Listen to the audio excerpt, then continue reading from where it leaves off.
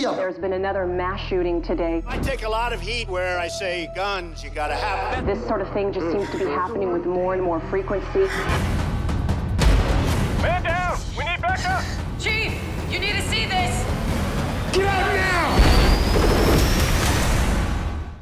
The origin to Armed was headlines. Looking at the headlines, looking at where we are as Americans, as the one developed country that's got more guns now than people, that we have easy access to medication, easy access to weapons of war, and we feel super protective about this Second Amendment thing.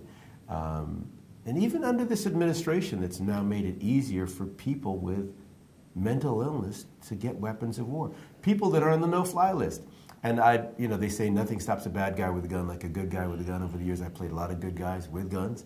This is my first time playing a good guy with way too many guns, who's on the no-fly list, and he has a skewed sense of reality. Luckily, he's got a friend who is real, and he's got a lot clearly on his mind, or coming out of his mind, or busting out of his head. And so I thought it was an interesting challenge, and sort of also a visual excuse to do a sort of cultural marsala, that you don't know if the movie's going to go barbershop or conspiracy, or that it's all mixed in until somewhere in that early third act where it gets clarified on the aha moment. So there's a storyteller part of me that likes a story that catches me off guard. But the thing is, the trick with that is the present you give the audience has got to be better than the present they thought they were going to get. And if you can do that and entertain them and not piss them off too much and make them think, I'm good.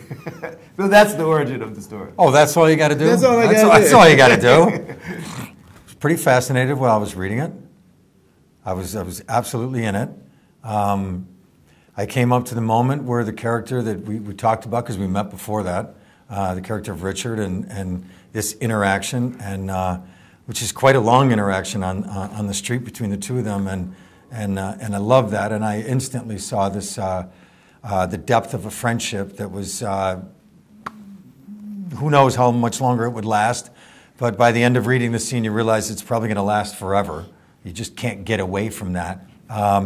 And as Mario was saying, then I got about 2/3 of the way through when I had the moment of, I don't know, it might have been slightly before then, but yeah, he got it quick. I had the moment, when I had the moment, I'm like, oh, wow, well, okay, all right. And then I sent him a message then and said, I just had the moment, I'm in. So it was pretty powerful on a single read. Well, the easy thing with Bill is he's been in the business for quite some time. He's also a filmmaker. Are you saying I'm old? No. Yes, he is. But when I was his age, I'm older. When I was Bill's age, no. I just got that. Yeah, you got it. Right. Well, see that, exactly. Sense of humor, quickly got it, played with it, so we could speak a shorthand. Sort of like I said, meeting someone for the first time they feel like you've known before. So there was that. And we had to, under the circumstances, the budget size of this film and that, on the street, flying a little bit by the seat of our pants, and a lot to do, and, not a lot of time. And you know what, if I may, I just, that was the joy of this experience for me, was that, like, we have to do this, like, right now, and it's him and I, and just are we in the right place? Roll those cameras, and I'm looking at him, and it's just like all of a sudden we can find a moment. And here's the thing. Because it was us, and I'm in it with him, I don't know what question you're going to ask, but I can see the absolute truth right there immediately, and he can as well. So it was really great to work with someone that whatever I threw at him, he would react as his character in the reverse with me. So you couldn't go wrong. You could just go different shades of right. Don't write no check with your mouth yet. Just can't cash, son.